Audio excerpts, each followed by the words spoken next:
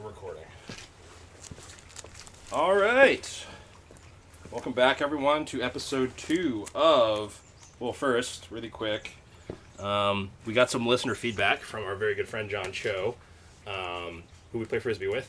And John let me know that the word for food broadcast in Korean is not pronounced mukbang.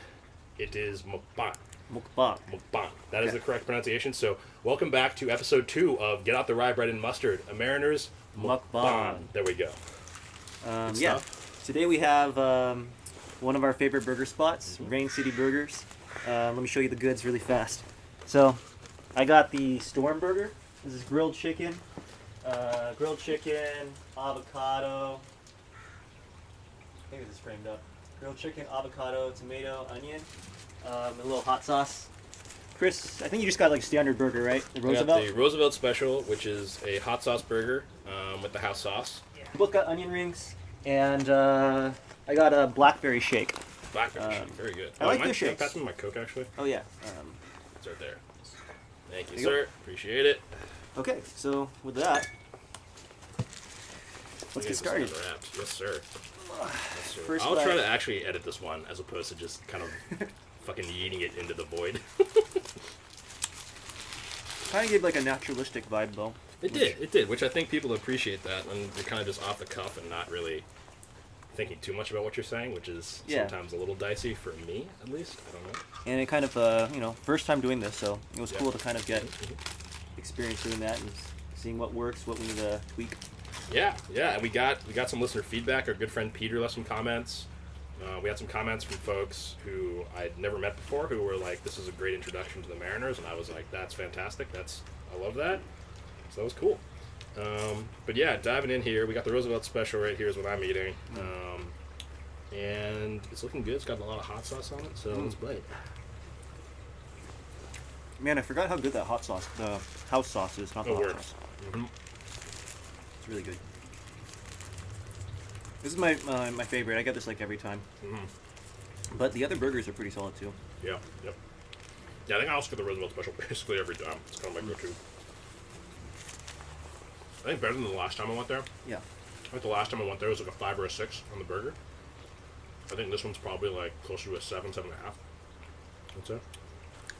Like a... So what's that on the 80 grade scale? 80 grade scale. Maybe, yeah, I'll say a 60 grade burger then. 60 grade? I mean, it's 75%. 60 grade burger. Yeah. And this is always a 70. This is 70? Yeah. Yeah, this is a Yoshinobu Yamamoto splitter. What is this one like? This is like a, what do you think is the grading on Brian Wu's fastball, huh? Probably 65, 70, yeah. Yeah. Which one? The four-seamer at the top of the zone. Four-seamer? I think that's actually probably his less effective fastball, right? Really? You think it's a sinker? I actually don't know the numbers off the top of my head. But it's it works in combination. It's the combination of the two that really makes it effective. Yeah, that's true. And for me, it's the combination of the onion rings and the burger that really pair well together, you know? You got that cutter action, you got that two-seamer action. Play off each other perfectly. There's a good amount of heat in this. Just a little bit of kick, which I like in this burger. It's like not too hot for my very delicate taste buds, but you know, it gives a little bit of character to the burger, which I like. That's good. And like you said, yeah, the onion rings. I honestly think this place, I think Rain City Burger, I think on average their burgers are about 60 grade, 55, 60 grade. I think the sides are 75, maybe an 80 grade sides. Like their sides are fucking incredible. They're really, really good. Mainly the onion rings? I think the fries too. I mean, like, you know, it's kind of tough for us right now because we got it to go, which is a little tough, but I can get it fresh right out the place. It's really good. So yeah, Rain City Burger on Roosevelt. Check it out. It's at Roosevelt and 65th Street. Great location. But you know, my burger's only half done, so I guess we have to keep talking about it, right? Yeah. I think the cool thing about them is I like their menu. It's very playful. Oops, I think I ate from that one. I don't remember which one was yours. It doesn't matter. I started eating from that one. But each of the burgers on their menu is like named after a different sports team from the Seattle area, which is pretty cool. So like the Storm, yours isn't named after a burger, But they have like a Mariner burger. They have a do they have a Sonic's burger? I don't know. I'm if pretty sure still they do. this. I'm pretty sure they do. Definitely have a Seahawks burger. They got a 12th man burger. I don't know what they call it. Yeah. Yeah. So yeah, highly recommend. And like this food is a little cold because it's been sitting around for a bit. Onion rings still super crisp. That's not the fault of the restaurant. That's just our fault for being slow at setting up all the equipment. Still working out the kinks of getting production going. Yeah, it's true. It's true. And I think we learned from last episode where we started talking about baseball and didn't really get a chance to eat our food. Yeah. This time we're we gotta focus a little more on the restaurants, just because we're all about plugging the local Seattle businesses. Yeah. In Marin City, honestly, I don't know who owns it. I should probably find that out at some point. But man, it feels like they've been there a while, and the quality's always been good to great. I honestly think that I think I noticed an uptick in their sides maybe 3 or 4 years ago. Maybe 5 years ago, honestly. Might have been a while back. I want to say they might have even changed ownership back then. I'm not sure. That's speculation, but I do think there was an uptick in the quality of their sides a couple years ago. Yeah, and I think their sides used to be 60, 70 grade, and like I said, now it's 75, 80. Like it's really good stuff. Yeah, really good stuff. And then get the house sauce. Get the house sauce. The house sauce is solid. They have both a spicy and a non-spicy version of the house sauce, and you know, if you dig a kick, if you like a little bit of kick in your sauce, the spicy version I think will do the job for you. And then the non-spicy version also great, really good.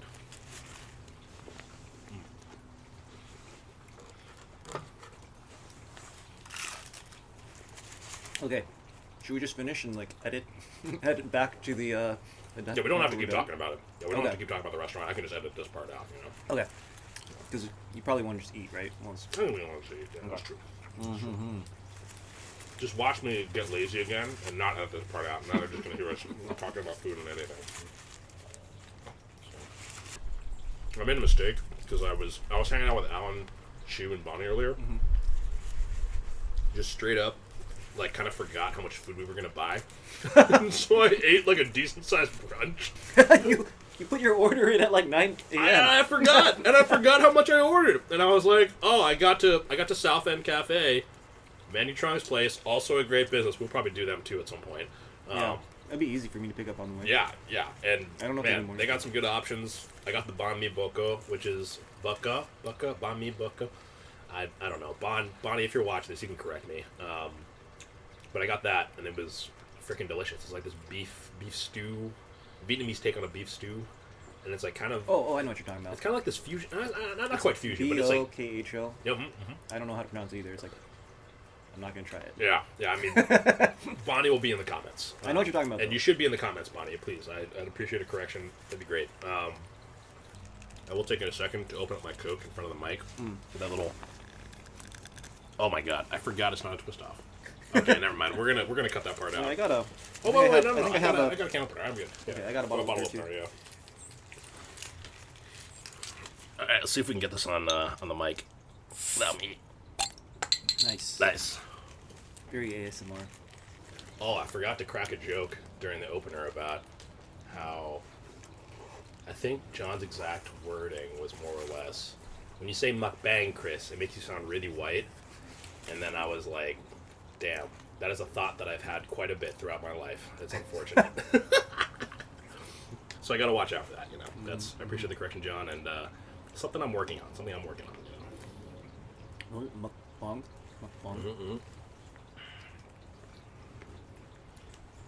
I don't know if we're nailing it, but we're definitely closer at least. Oh, man. And if this picks up any of my burping, Bon is going to be furious. We can edit that out. Yeah, that's true.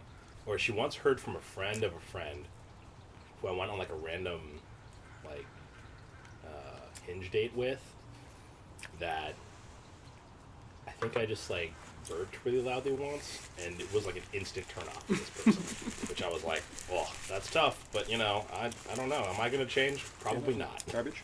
All right, should we dive in? What did we say we were going to start with? Was it ALDS Retro? Anywhere you want to start. I was thinking we could do ALDS Retro. Excuse me. ALDS Retro, ALCS Retro. I do like the thought of talking about our fan experiences, just like history of that. Yeah. We could say that for episode 3, though. That might be a better, like, kind of off-season content episode. Yeah. If we're going to keep this to less than 30 minutes, we should probably... I don't know if it's going to be less than 30, but yeah, we'll see. Well, how about, like, we start with, like, our... Because we both went to playoff games. Yeah, we did both go to playoff games. Separate playoff games, Yeah, but we could good. kind of talk about our personal experiences. Because that's something that, you know, I have not experienced my entire life. I've never been to a playoff game before. Yeah, and that's a new thing. Did you go in 2022? I did go in 2022, and I also went to the ALDS in 2001. When I was like, I must have been 7 years old? Yeah, 7 years old. So a seasoned vet. Yeah, my mom pulled us out of school, all 3 of us, myself, my younger brother, and my older sibling, and took all 3 of us to this playoff game. And yeah, that's a memory for me. I feel like I remember more or less where I was sitting too, which was first base side 300 level. That's what I remember when I was 7. Nice. That's good parenting right there. I want to say it was game 5, or it was the clincher against the Guardians, or at the time, you know, the racial slurs, or not racial slurs, but you know, just less sensitive name. Yeah. But yeah, we played Cleveland, and I want to say I was at the clincher. I can't remember exactly. I don't have proof of that. I'd have to ask my mom if I could dig up the tickets. Excuse me, but yeah. And then in 2022, I went to the ALDS. Then obviously that was a disappointing game, but I was just happy to be there. Honestly, I think we were all just happy to be there. Yeah. And then why don't you talk about you can go first for ALDS game 2? Yeah. Sure. Yeah. I went to game 2, so. With myself and Marty. And the only reason I went was because we lost in such demoralizing fashion in game 1 that ticket prices dropped quite a bit for game 2. It does help. So yeah, I think I woke up, I was like working out, I pulled up like the Game Time app, I checked to see what like resale ticket prices were going for. And then immediately texted Chris. It was like, Chris, you want to go? Yeah. Ticket prices are like $160 right now. Yeah, it was a lot cheaper. And I mean, that's kind of like what happened Game 5 of the ALCS. We got smacked 2 games in a row, game 3 and game 4. Yeah. And then we could have gone to game 5 for like $100. It was absurd. It was cheap. If I could have gotten time off from work, day of, I would have gone. Man, what a game. But yeah, the game. ALDS, so we went to game 2. Game 2 was a school bowl game, the first school bowl game. Yeah. So like, you know, spirits were low in the stadium, and there was a lot going on that day because one of my friends flew back in town just for the Mariners playoff run from from Boston. Jeannie. Yeah, Jeannie flew in from Boston, and I wasn't sitting with Eric and Jeannie because I bought tickets with you and Marty, but I got to hang out with them like before the game, and it was like. You know, like, we're already down 1-0. Like, what do we have to lose? We're going up against Scooball. Nobody's expecting us to win this game. Yeah, sure. Then the Seahawks blew the game against the Buccaneers. Oh, yeah. I think Sam Darnold had a really good game. I think I want to say threw 3 or 4 touchdowns. He had a great game, and he was like the only reason we were. Or he was one of the main reasons we were in it. Yeah. But then he also lost us the game. He lost us the game too. Yep. Because he threw an INT at the very end. But you know, you gotta give Sam credit in the sense that. We wouldn't have been there if not for his performance anyways. So. Yeah, but it was funny because like it was like right next door, so you had like the flood of Seahawks fans coming from that game. That is the busiest I've ever seen. Was it Occidental? I think that's the street that, or was it?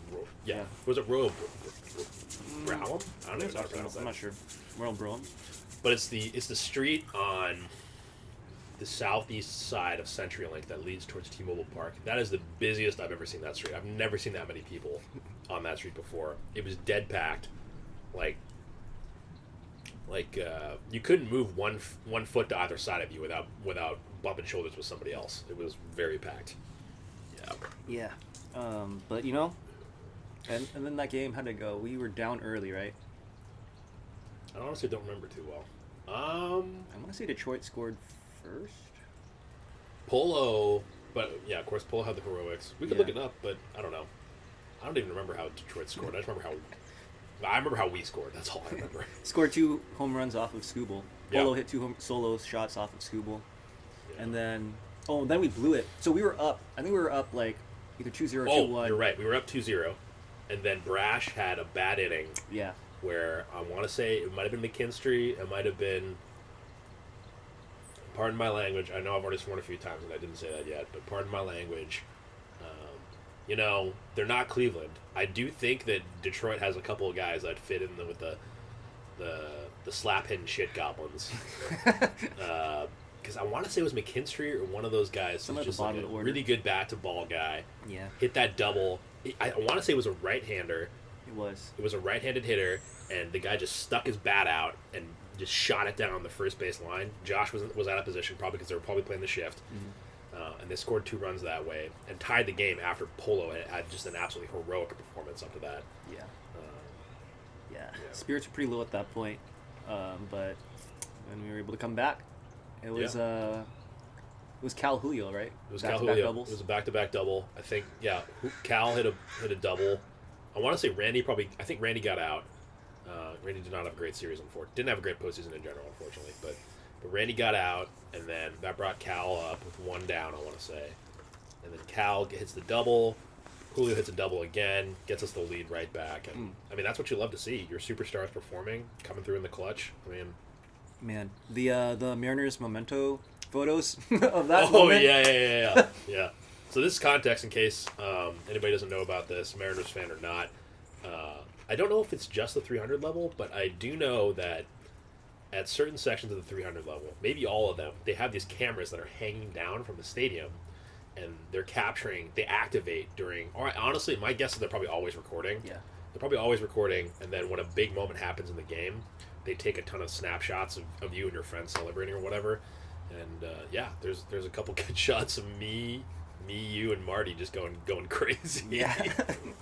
Just pure unadulterated bliss. Just pandemonium. Yeah. I could probably edit in the clip of the video that I took.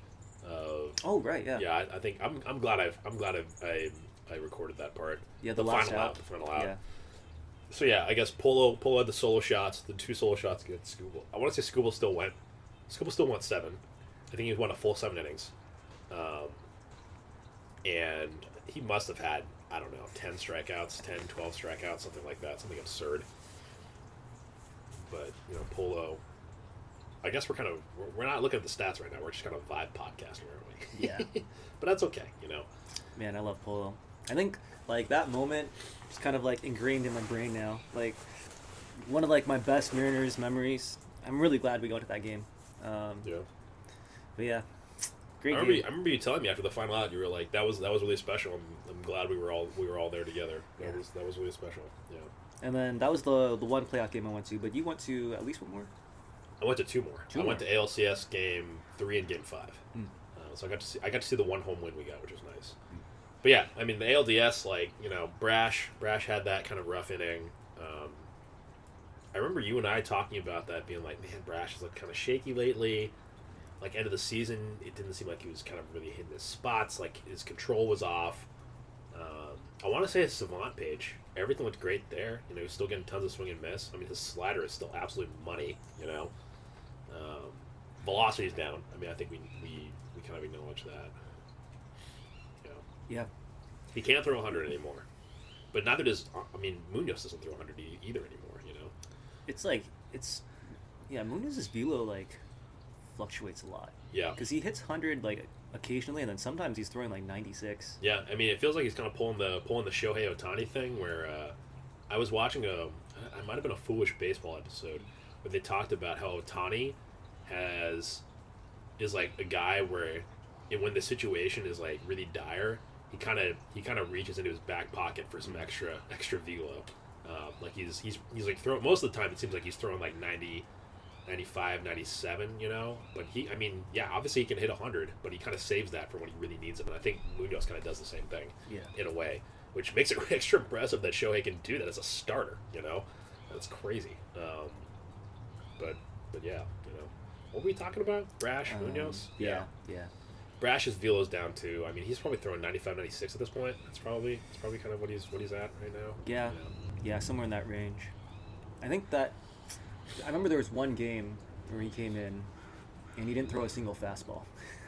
I mean, why? There's no need to, in a way. I mean, I honestly think it's like, I can't remember if is it Tommy Kahnle? It's one of the Detroit pitchers. I think so. He throws change-ups. Throws like 90% change-ups, and then he mixes in that fastball 10-20%. And honestly, I mean, you were telling me this at the game. We were at the game, and you were like, don't even bother. You told me, like, Brash shouldn't even bother throwing his fastball, which, I mean, I think it kind of worked, you know? I mean, I remember there was was it the Game 5 broadcast of the ALDS? I think it was Game 5 where, I think that was the one where Brash did throw a single fastball. Yeah, and I know that AJ Przinsky was complaining. He was like, can they throw anything else? Like, why are they just going slider?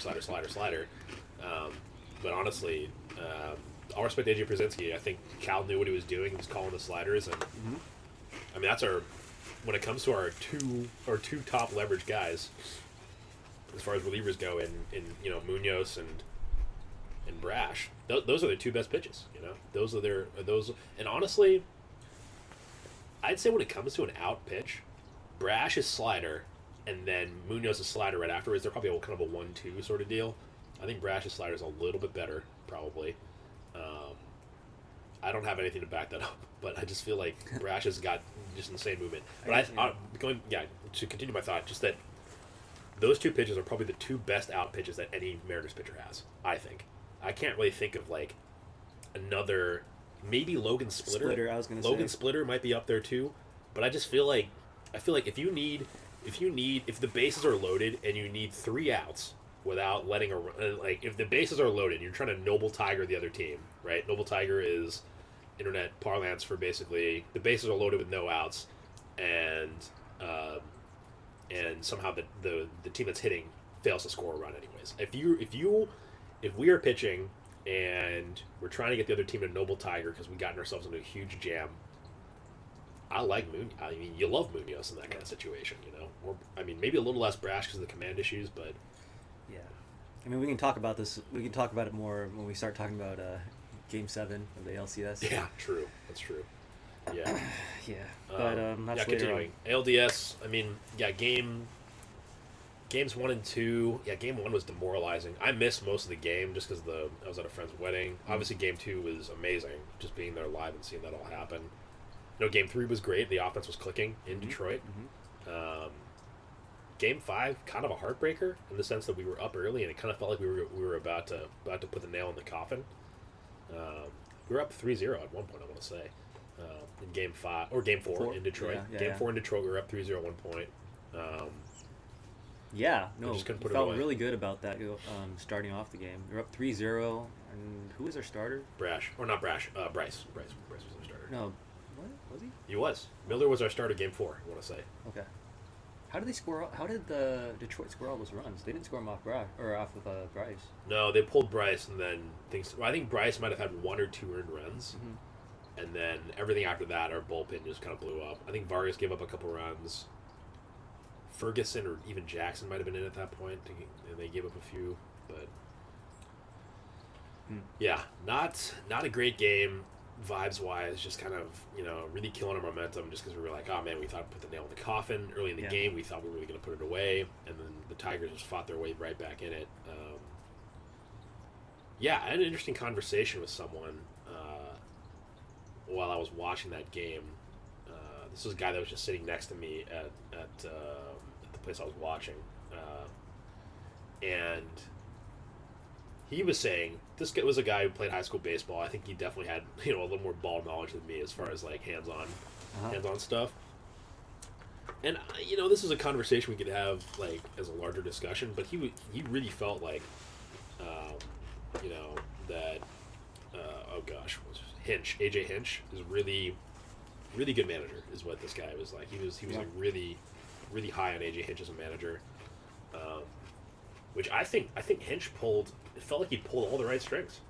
He did everything he could to put his team in the best possible position to win. And I think I mean it's what more can you ask out of a manager? I agree. I think Hinch does a really good job. I think the one thing I saw people questioning was like him pulling Scooble in Game 5. That was also 7 innings, I want to say, right? Yeah, but like, I think like looking at that situation, I don't even remember what Scooble said after the fact, but it seemed like Scooble was really kind of emptying that tank to finish off that 7th inning. Like he probably had very little left at that point, anyways. Yeah, I mean, I think he struck out Cal with 101 to end that 7th. So people were like, he's still throwing hard, leave him in.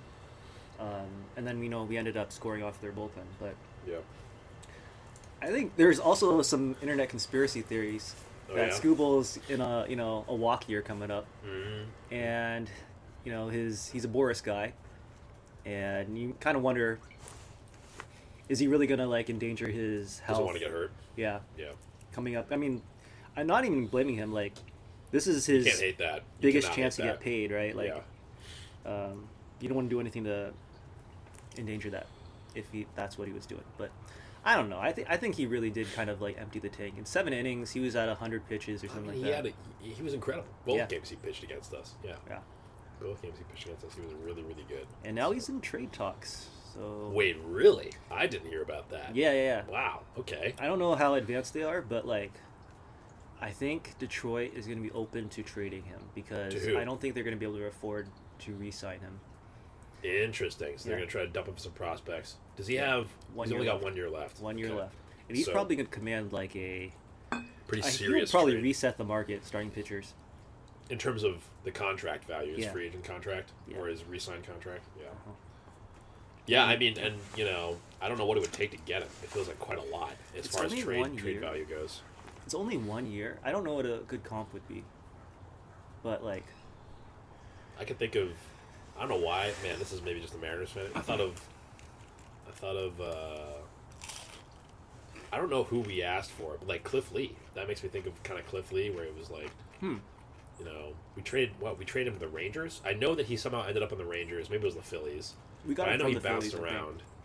He bounced around with a couple different teams, and he was a rental for a few teams, I think. And I know that he ended up on the Rangers at one point. It was just like amazing for them down the stretch. That's what I remember at least. I could be totally off on that. No, yeah, I think that's an interesting. I don't know why I thought of that comp, but I mean, this is just kind of is illustrative of my baseball knowledge. Is that everything has to relate to the Mariners? I'm not as much of a baseball fan as I am a Mariners fan. Yeah. I mean, for sure. That's like the last time I can think of the Mariners exclusively trading for a rental. Yeah. Yeah. Like a rental of that level. I don't think Cliff Lee was quite as good as Scooble is. I think Cliff Lee was like an all-star, but he wasn't. No, he wasn't a Cy Young guy. No. Yeah. He wasn't a Cy Young a Cy Young lock. You know. The thing is, though, I don't see the Mariners trading for him just because. I think it'd be too expensive. I don't think they would be able to re-sign him. Yeah. Yeah. So. It doesn't make sense we have good draft cap. Sorry. It doesn't make sense to me to give up prospect capital if you're not going to re-sign him. Yeah, that lines up. And we have the prospect capital to get him. We definitely have the prospect capital to get him, but we just wouldn't. You wouldn't want to give up Colt Emerson for just a year. Yeah. For just a year rental, I don't think. Yeah. So we'll see him on the Dodgers next year, is what you're saying. God, jeez. Excited about that? Does that make you happy, Narita? The Dodgers are my second team. Yeah, and I'm not too happy about it. For me, it's kind of like a LeBron situation where I just rooted for whatever team LeBron was on. And I love Shohei, but I couldn't root for him when he was on the Angels, division rival. Couldn't do it. No, so you can't do that. Yeah, very happy when he went to the National League, because now I can root for him guilt-free. And they're not even going against the Mariners, so it's like. Yeah, that's true. We're not playing them in the World Series right now. Yep. As much as you wish we were, but yeah. I mean, what a matchup that would have been. I'm gonna remind you, Narita. Weren't your grandparents Giants fans? Yeah, my dad's a Giants fan. Your dad's a Giants fan? Dad's a Giants fan, yeah. You know, I agree with your dad on that one. They should have signed Shohei. I would have rooted for them. They would have made it a lot easier, huh? Yeah. Or even easier, I guess. Yeah. Yeah, so Narita's second team's the Dodgers. I don't know if I really have a second team, but yeah. But the ALDS, Scooble, absolutely amazing performance. I don't even remember. I feel like we should have looked up the stat lines before we started this, because I don't even remember Game 5. I was like I watched the whole thing. I watched all 15 innings, and I barely remember it because I was just so anxious the whole time. Yeah. So anxious the whole time. Who was it? Was it Kirby starting? Yeah, Kirby started. Kirby versus Scooble. Kirby started Game 5. Kirby pitched great. Yeah, pitched really good that game. I think Did he have? I mean, I think he might have. Did he match Scooble? No, I think Scooble might have. I think he gave up one more earned run than Scooble. I think. I don't think he went that far. How many innings did he go? Not that many. I don't remember. I don't remember. We used like everybody in our bullpen because that game went 15 innings. Logan pitched. Castillo pitched. Logan and Castillo both were huge. Bizzardo went like 2 and something. Yeah. Bizzardo was really good that game. 2 and change. Ugh, Bizzardo. I know it didn't end well, but like Bizzardo was maybe the hero of the entire postseason. Yeah. He was absolute money. He was kind of like. It kind of felt like he was, 2021 Kendall Graveman, 2022 Matt Brash. I mean, obviously we weren't in the postseason for 2021, but what I mean is like they would bring him in really stressful situations early in the game, like 6th, 7th inning, maybe even the 5th inning. I think he pitched in the 5th inning in some of the Blue Jays games. But they would bring, Brash in 2022 in these really stressful situations in the like innings 5 through 7, and he'd put the fire out. That's what Bizzardo did. Bizzardo did that this postseason. And we'll get to Game 7 at some point, but yeah, we got more thoughts on that. But Game 5, yeah, I mean, it was like a stressful fever dream for me. I don't even really remember what happened. What didn't happen in that game? Yeah, there was a lot that happened. Like, I feel like a lot of those like long. While it was similar to the 2022 postseason game that went 18 innings, I felt like this game was way crazier because it seemed like every single inning in the extra innings, both teams would have runners on second base to lead the inning, and somehow like the defense would squeeze their way out of it. They got like how many double plays? Like it just seemed like, yeah. I mean, it was only like a couple weeks ago at this point, but it feels like it was months ago. Yeah, emotionally feels like a long time ago. That's for sure. Probably the best / most exciting Mariners game I've ever watched. Like, yeah, I can see it. I couldn't I had to turn off my phone, or like I put my phone on Do Not Disturb because I was so stressed out I could not participate in any group chats. Oh yeah, I muted. That's what I do, that's what I did during the whole postseason. I muted all of our group chats. Yeah, because I was like, I don't want any spoilers. Like, yeah. In fact, That's right. And I think I might have started that after Game 5, now that I think about it. I didn't do that the whole postseason. I started that after Game 5 because the ending got spoiled for me. The ending also got spoiled for me. I don't know who it was, but it was in our Bueno Mariners chat, where I don't know who posted it, and to add context, we have a Mariners chat with a bunch of our friends where after every single Mariners win, we post the cheers emoji, which is like the two mugs of beer clinking. Yeah. And after every win, and all those emojis started coming through in Game 5, and I was like, oh, I know what's about to happen. Yeah. Shout out to the Bueno chat. I've been in that chat since like college. Yeah. And I think we've talked about those before, that survived a couple relationships, right? Or not survived, but it's outlasted several relationships, right? No one else got me. I know the Bueno chat got me. Yeah, I mean there are some really dry areas like during the rebuilding area where there's no chat, nothing, just cheers or beers emojis. Yeah. And like we weren't really watching the Mariners, but we would get the Mariners notification that they won and just hit that cheers emoji. Yep. Yeah. Yep. I mean, yeah, you. I think you told me that it'd be like a year would go by. There'd be no verbal messages or no written messages exchanged, just emojis. Yeah. So hieroglyphs, as it were. Yeah, exactly. But okay, so the stream I was watching for Game 5 was like slightly delayed. My brother was watching in the other room on the TV, and he's like a very vocal watcher, listener. It's very, So like I had my fingers in my ears. I had my fingers in my ears. I was FaceTiming with Rhiannon, but we were like synced up. Yeah. Or I think Rhiannon might have been a little ahead of me. But I was just like not paying attention to that. Fingers in my ears, but la la la la la la. It's like the last inning, right? And I still got spoiled because my neighbor set off fireworks right outside my window. That's incredible. Hey, good for your neighbor.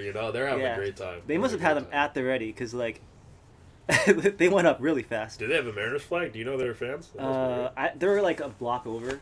But every Seahawks win, they set off fireworks, and for the Mariners playoff wins, they're setting off fireworks. That's incredible. Yeah. So. Yeah. Steven, a loud watcher. I relate Takes to after that. my dad. I relate to that. Your dad yell at the TV too? Oh yeah. It gets inches closer and closer to the TV. Does he do the thing where he like gets on it? We're standing up the whole stands up time. and he's like this. He's like kind of stares at the TV with his hands on his knees. Yep. Yep. Yeah. So, oh, what a game! What a game! Yeah, I mean that was an incredible game, and gosh, it's crazy because the ALCS. I mean, even though that series ended the way it did, I want to say I think Game 5 was even more hype for me than Game 5 of the ALCS was more hype for me than both Game 2 and Game 5 of the ALDS.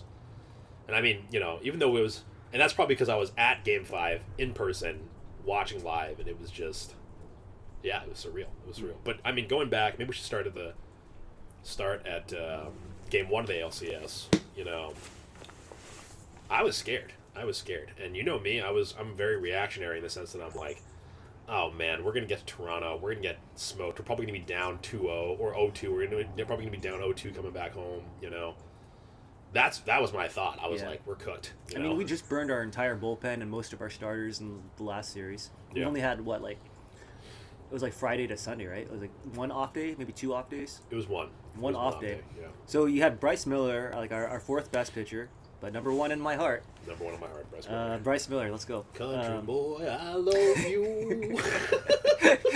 Man, Bryce had such a great postseason. After the, kind of a lost regular season, he really came up clutch. And I remember when he was delaying the surgery, I was like, what are you doing? Just get the surgery now and then just, come back healthy next year. And wasn't the end of that story just that he was a little hurt, but the other half was that he was tipping, right? And was he tipping too? Yes, okay. Yeah, that's what I heard. Is that the Blue Jays were picking up on his pitches, specifically in the series that they remember that series that they came to T-Mobile Park middle of the season. This must have been July, and they swept us. Terrible series for us. Really terrible series for us. I think I was doomy at that point because even then I did not like the Blue Jays. I'm not much of a Blue Jays person. So Dodgers? Yeah, we'll talk about that later. But yeah, I mean Bryce. What I heard was that Bryce was tipping his pitches in that series against the Blue Jays, and they lit him up. I want to say they got him for like 5 runs, one of those games, and then they have a really potent offense. Yeah. And yeah, if you're picking up on pitches and you've got his hitters as good as the Blue Jays, that's incredible. That's a hard combo to beat. And that's, I mean, this is a side note. Jose Barrios, assuming that the Blue Jays actually were picking up Bryce's pitches, Jose Barrios, you can go stick your head where the sun don't shine, because he got all mad at Cal for trying to signal from second base. And projecting I'm like, much? Projecting? Yeah, he might have been projecting. That's exactly how I feel. I'm like, dog, as long as there's no electronics involved, it's perfectly acceptable. It's totally fair game as long as there's no electronics involved. And I just if you're gonna do that, then if you're gonna dish it and can't take it, well, you should just learn to take it, man. You should learn to take it. So, yeah. And I saw that, I was like, all right, just another reason to throw on the mountain of why I don't like them. So, 100% agree. Yeah. Yeah. But I mean, going back to Game 1 of the ALCS, we had our 4th best starting pitcher going up against their ace, Gausman, right? And Gausman. Yeah. And limited bullpen, or at least tired bullpen. So, I think we were heavily underdogs, specifically in that first game of the series. Yep. But, Bryce had, the best start of his season. Best start of the season. Yeah, at the perfect time. Yeah. When you needed him most, Bryce was right there, Didn't he go 6? He went 6 with 1 earned run. Yeah. Went 6 in his pitch with 1 earned run. The 1 earned run was the first swing of the game. First pitch of the game. First pitch of the game, yeah. First pitch of the game. Yeah. George put a charge on that ball, sent it right over the right field wall, and man, he got a great piece of that. And yeah, I mean that happened, and I was like, oh man, this is. Yeah. I was like, this is over. And then it just that first inning just kept getting worse. Getting worse. Walked the next guy. He walked the next Lucas guy. Had that really I think I want to see he had 2 on at one point. Yeah, Nathan Lucas had a crazy long at bat in the second at bat of the game right after Springer, and there was even a pitch. I want to say that it might have been strike 3, and Lucas kind of snuck out of it. Maybe I'm mistaking that for the next game against Logan. I know that, but yeah, Lucas had an incredible at bat against Bryce. Got his way on base. I want to see if Vlad might have hit a double or something like that. Vlad got a base hit or he walked or something. I don't know how, but he got on base too. So they had 2 on with no out. I think no outs. Bryce got the first out. I think it was a loud out where it was hard contact, and I want to say Randy caught it in left field or something. yeah, at that point you're like, oh my god, like if we can just get out of this inning with I a was couple like, runs, yeah, and take if it. we let up one more run and we somehow sneak out of here, only down 2-0. All those fears that you had going into the game were immediately just like validated. Yeah, I was freaking out. I was like, yeah, we're gonna go to Toronto, we're gonna get cooked. Like, what is even the point, you know? Yeah. But And if Bryce couldn't have gone, if they had to pull Bryce in like the second inning, they would have pretty much had to forfeit the game. But like they didn't have. they would have punted. They probably would have had to punt. Yeah, they would have had to throw one of their lower Vargas, leverage, Jackson, Ferguson, Yeah. somebody in there. Yeah. which ended up happening in Game 3. Yeah. That's kind of like the blueprint of where if things had gone differently for Bryce in Game 1. Game 3 would have happened in Game 1 instead. Yeah. Yeah, I agree. And Bryce was incredible. Gossman was cooking us that whole game, but Bryce ended up with a better stat line than him. Because I want to say it was the fifth or sixth inning rolls around, and it's 2 down. And Cal goes up there with 2 outs, bases are empty. Has a really great at bat. Gets it to 2-2 count. I think he misses on the splitter a few times, or swings and misses on the splitter a few times, and then Gausman hangs one. He just left it a little too high. Left that splitter a little too high because you want that pitch. If you're pitching to Cal and you're throwing that splitter, it's got to be in the dirt. It's got to be in the dirt because Cal's one of the best in the game. I feel like reaching down there and just gulfing a pitch that's like that has no business being hit. It's got to be in the dirt. And yeah, he left it too high. I want to say it was kind of slightly on the outside. It was like the outside third of the plate. It was low on the outside third of the plate, but it was in the zone. And I think Cal it might got have been down middle there. third. Middle third? I think it was middle third below the zone. Yeah. Yeah, and he just put a great swing on it, and it was a no doubter. And that was a great call by Joe Davis, the play-by-play guy. He was, it's the big dumper when the Mariners needed him most. Yeah, absolutely. That's exactly who it was. Yeah, Cal got that hit or that home run. Put us on the board, tied it up, really got us back into the game mentally after Gausman had really been kind of wrecking us at the start of the game. Although we had that. Maybe I'm misremembering this. What was the game where Cal gets the third? It's a contact play, and Cal goes to the plate and is thrown out on the force out. Shoot. Is that Game 1? He was in Toronto. That might have been. I think that was Game. It was Game 1. I think that was Game 1. Maybe Game. I don't know. I don't remember. I don't think it was Game 5. I don't think it was Game 5. Or I don't think it was Game 7. I don't think it was Game 7. No, it was early in the series. Because I want to say it was a game that we won, too. Because I remember looking back on that play and being like, well, it didn't end up mattering because we pulled it out anyways. Yeah. But yeah, I think we had some traffic against Gausman.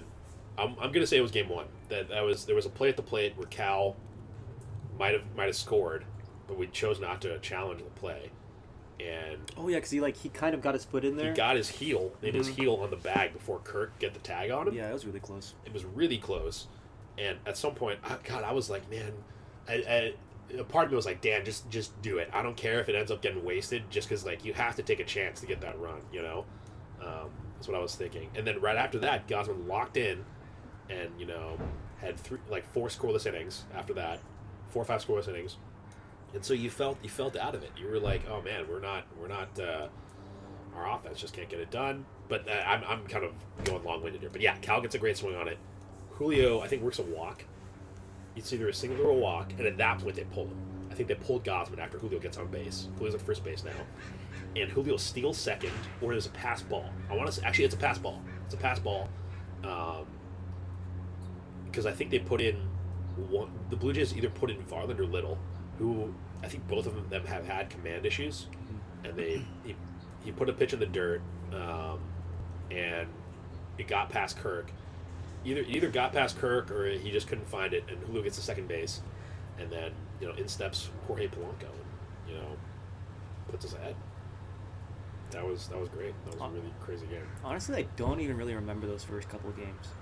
The first game, the main thing I remember about that game is I watched it with my friend Eric, and I kind of forgot. Our other friend Niemer also flew in.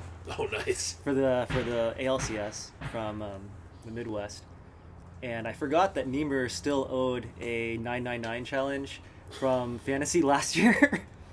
Did he lose? Did he lose the league? Is that Yeah, why? yeah. Oh, Or I don't remember if he lost the league, but he just owed one. I think everybody else had done one.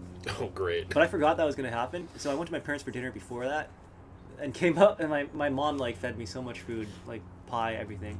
I got there, and they're like, "So you ready for the challenge? We're going to do it in solidarity with Niemer." And you're like, it's kind of like today for me, Yeah. but worse, because you'd eaten even more food. And Yes. You felt obliged. You had to try to put down those 9 dogs. So I was like, I can't do the full one, but I'll do like a half one, where it's like you can do either a hot dog or a beer every inning, and I'll just keep going. I don't want to be the first one to tap out, and made it through the whole 9. So like, Oh my god. Oh my goodness. So you did you oh sorry, you went half. You went half. yeah. Okay. I think I think that's very fair. I went given the 7 circumstances. dogs, 2 beers, I think. Wow. But like the ease with which that happened makes me think You could do it. maybe the 9 beers is like, I don't know if I can do that. The 9 dogs would be easy. I can see it. I can see it. Yeah. Yeah. I'm not much of a beer drinker myself, and man, seltzer. Nine seltzers deep, I could get real messy. I could get real messy 9 seltzers deep because, in addition to being caffeine sensitive, I think I'm also I'm just chemically sensitive in general. Yeah, and that's just so much volume. Like So hot dogs, like compact, Yeah. but like the volume of all that beer. So that's what you did expanding. game 1. Nice. Yeah. Yeah. Maybe that's why I don't remember much about it. I think I was preoccupied. Yeah. Yeah. But I mean, that was another game where Bizzardo came in and Yep. money. Yeah. Bizzardo was money. Yep. I want to say he might have gotten 2. Did he go 2? I should check the box scores We before really this. we should have checked the box scores before this. This was kind of I'm gonna look it up. I'm just All gonna right. look it up. Yeah. I have my 'Cause I laptop. think we should too. I think we should commit to that. All right. Pause. No, it's okay. We can keep talking.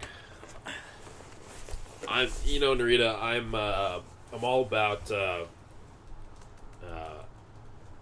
maximum outcome on minimum effort.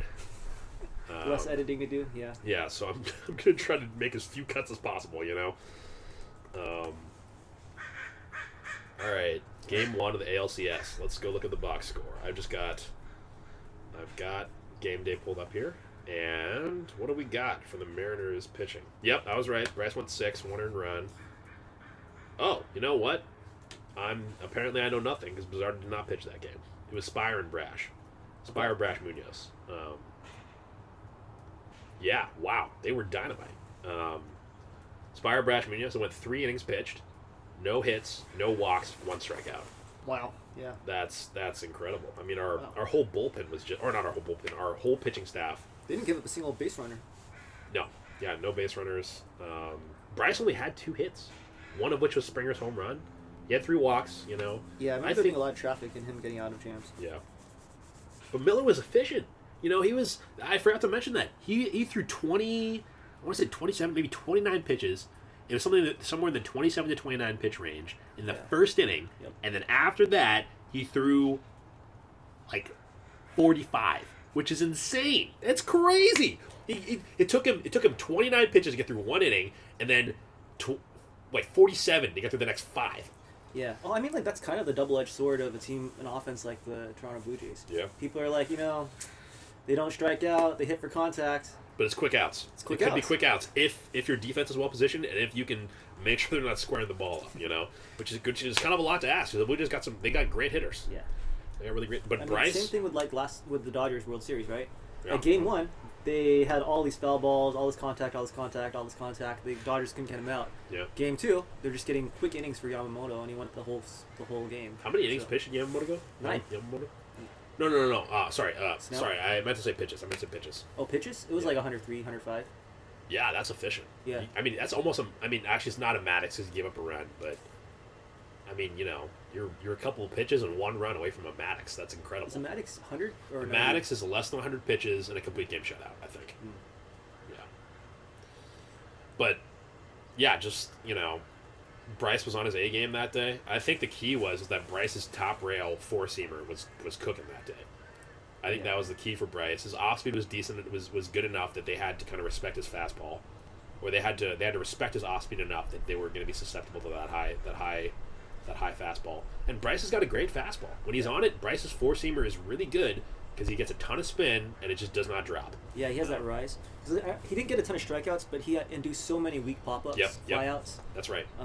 And I don't know what like the metrics are for Toronto's ballpark, like whether it's pitcher friendly or hitter friendly, but like it seemed like they were hitting a lot of like, a lot of fly balls and kind of played right into his game plan. I mean, they had a couple loud outs, like the one in the first inning. I think that was the first out that Bryce got. But maybe it might have been a pop fly. I don't remember. You know what? But anyways, it was just like Bryce was cooking. Yeah. Bryce was cooking. That fastball was working great, and I think that fastball is the key. If Bryce is throwing that four seamer at the top of the zone, and they have to respect his off speed, that four seamer is a really hard pitch to square up. Yeah. Like you said, they're going to get underneath it because they can't get on top of that ball because they think it's going to drop more than it is, and they popped it up just so many times that game. Yeah, only 3 strikeouts. Yeah, he didn't have a ton of strikeouts, but he was getting tons of outs on contact. And yeah, it was after the first inning. It felt like a fair amount of just weak contact. Yeah. I mean, the first inning was scary, but yeah, after that, lots of weak contact. He was cruising, And he ended up with a better stat line than Gosman. Gosman, I think, went 5 or 6, but he gave up 2 earned runs because of the home run to Cal, and then he was the one that walked Julio. Yeah, 5 2/3, 2 earned runs. Mm-hmm. 5 strikeouts. Okay, maybe it wasn't totally. No, he was probably doing pretty well against us up to that. I mean, he only had 4 base runners in 5 2/3. That's a great whip with 5 strikeouts. Like, man. Yeah, Gausman is really good. Yeah, okay, they put Little in. They put Brendan Little in, and Little was the one they gave up that hit to Polanco. That was the RBI single. That was the RBI single to Polanco. His first one. He had 2. He had 2 RBI singles that game. Brandon Little ended up being pretty consequential that series. Who? Sorry? Little? Yeah. Wasn't Varland the one that closed out Game 7 though, or was that Little? I know it was one of their. It wasn't Little. They went. It was Hoffman. They went Varland Hoffman. Varland Hoffman are their 2 shutdown guys. Let me see. Brendan Little was like the one that every single time he came in, the Blue Jays fans were freaking out. I mean, I think they also were not happy about Varland at points, but Yes, wild pitch by pitcher Brendan Little, Julio Rodriguez to second. Yeah, that's how he got to second base. Wow, good memory, Chris. Yeah.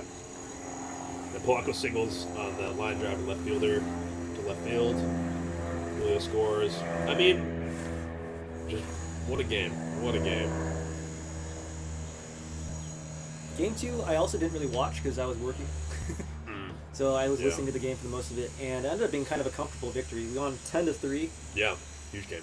But I just want to wrap up game 1 saying Bryce was the player of that game. Bryce won us that game by a mile. Yeah. Bryce won us that game by a mile. But yeah, game 2, I mean, that was like, he jumped out to a 3-0 lead. I think they tied it right back in I think the next inning. They tied it right back.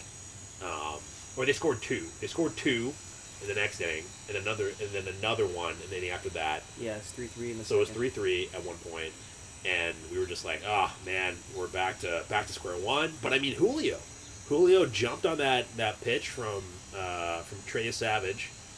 I want to say it was, I can't remember if it was a slider or a splitter. I want to say it was off speed. It was on the outer. It was on the outer third of the zone, but it was in the zone, outer third. And Julio got a great swing of it and sent it into the seats in left field. Yeah. Yeah, with Randy and Cal on. Or actually, I don't know if it was Randy and Cal. It was 2 on. Yeah, 2 on. Randy and Cal are both on. That's right. And we got now I remember is that we got that home run, and we 3 runners across home plate before they got an out. Yeah. And then Gilbert did not have it. No, Logan was off that day. He was not locating. I was watching at a pub because I had the day off that day, and the guy next to me was like, "Get him out of here! Get Logan out of here! He doesn't have it today." Which I was like, "Yeah, it's a good point." I mean, I think the guy was kind of freaking out a little, but I was also like, "He doesn't have it. He was not locating." Yeah. He was not locating on the outer, he wasn't able to hit the corners of the zone, right? And it felt like when he was missing in the middle. Which is, they were either non-competitive pitches, or he was missing right in the middle of the plate. Which is like, God, against a team like the Blue Jays, that's bad. I think they pulled him out for 4. He went 3, I think. 3? Yeah, he went 3 innings. 3 earned runs, 2 strikeouts.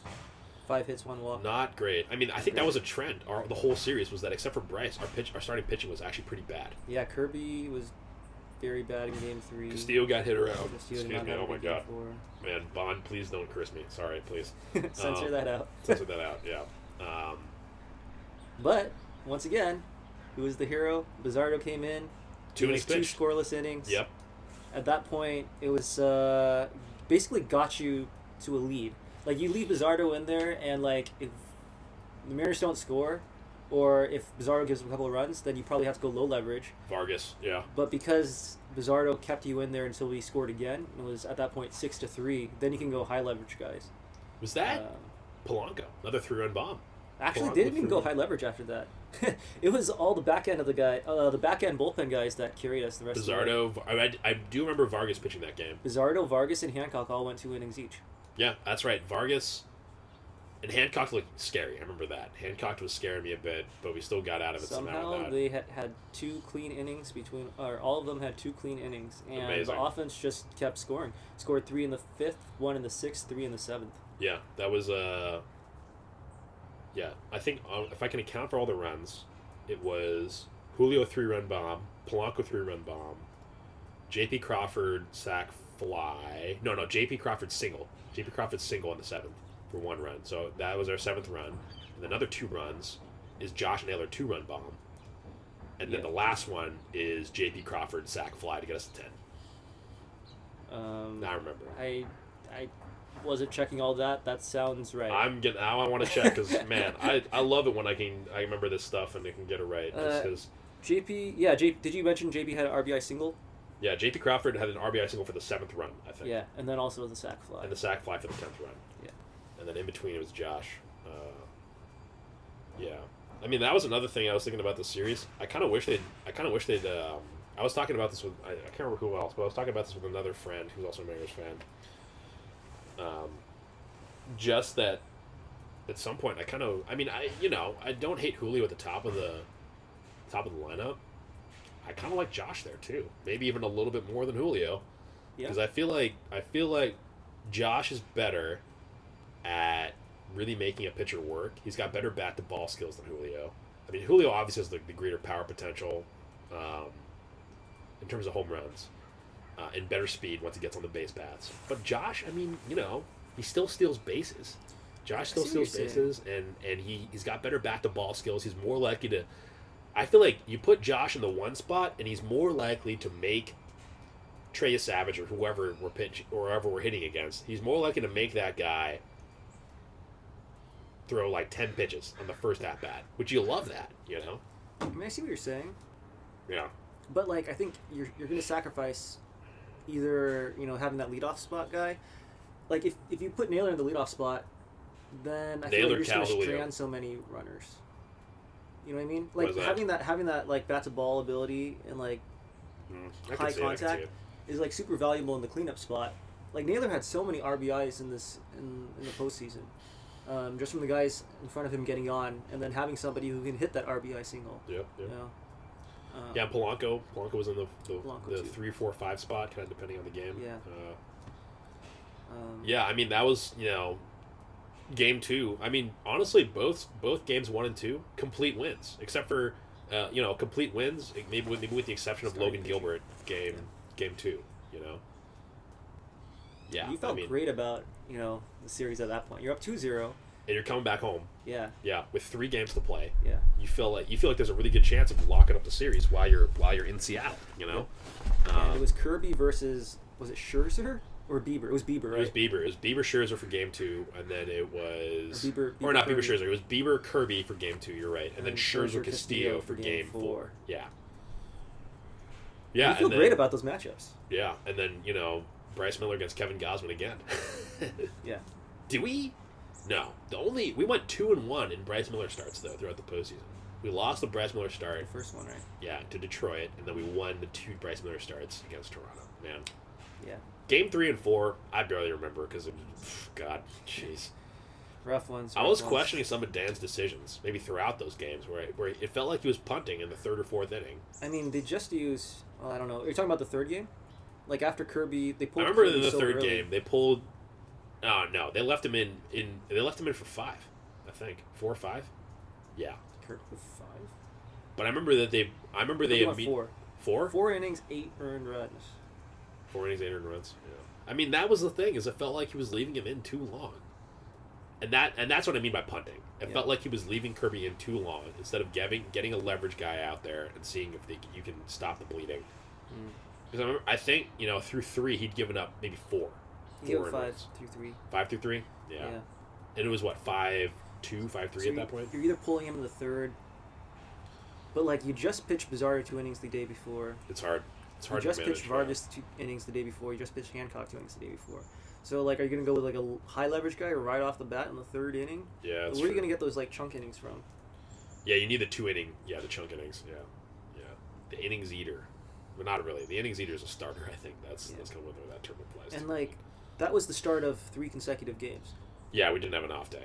Yeah. So like, if you burn your bullpen that first day, would the Castillo start the day after, and then the Miller start the day after that? Like, you're you really knew kind you of were back against the wall. You knew you were going to need the bullpen for both those starts. Yeah. That was the thing. You were kind of hoping Kirby, or maybe even expecting Kirby to give you 6, with like maybe 2 to 4 earned runs, 6 innings pitched. And imagine the series if we had Brian Wu starting. Yeah. Yeah, I prefer not to think about that. I hadn't thought about it up until now, and now that you say that hurts. That hurts. Oh gosh. Yeah, we'll get to that. But yeah, Game 4, Game 3, Game 4, kind of a wash. Or not a wash, but just straight up garbage, really. Yeah. I mean, even after they went to the bullpen was bad because they pitched Vargas for an inning. He gave up 2 runs. Yeah, the bullpen was not good. Ferguson gave up 2. Jackson gave up 1. So it's like you would have needed to pitch some of those guys. You couldn't throw 7 innings of You're not going to put high Bizarro leverage. in. You don't have 7 innings of high leverage guys. You would have had to use those guys at some point anyway. Man, like, couldn't get the job done. Yeah. Yeah, and then Game 5 was... I barely remember that. All I really remember is Gino's grand slam. That's what I remember. So I remember is Cal's home run, Gino's grand slam. You're skipping Game 4. I mean... Castillo went real fast. This is the thing. This is the difference between you and me, I think, is that you, like, look at the process. I mean, I like to think of myself as, like, somewhat of a process guy, too. But when we lose, I do not watch the highlights when we lose.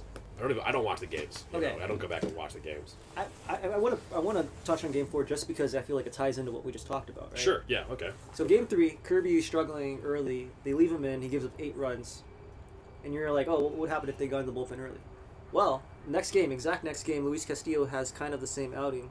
They pull him in the 3rd after Who'd giving they up put 3 in? runs. They put in Spire, so they went straight to the high leverage guys. So Dan kind of was like, let's make the adjustment, or let's try something different this game. Yeah. Yeah. And Spire gave up 2 runs. Yeah. And they still threw Brash, Vargas, Bizardo after that. So they kind of were like, They're well, trying to keep it competitive, yeah. we're going to go our high leverage guys, and we're going to like go out swinging here. And They lose, what, 8-3? What was it? 8-2. 8-2. I think for me, the story behind Games 3 and 4 wasn't just on the pitching. I felt like their offense was putrid. We knew going in, like, the Blue Jays' offense was going to give our pitching a lot of trouble. But, like, their pitching hasn't been good. Like, those Game 3 and Game 4 starters, Bieber and, like, Scherzer, like, you got to be able to get more production off of those two. Against Game 3, or against the 3-4 starters? Yeah.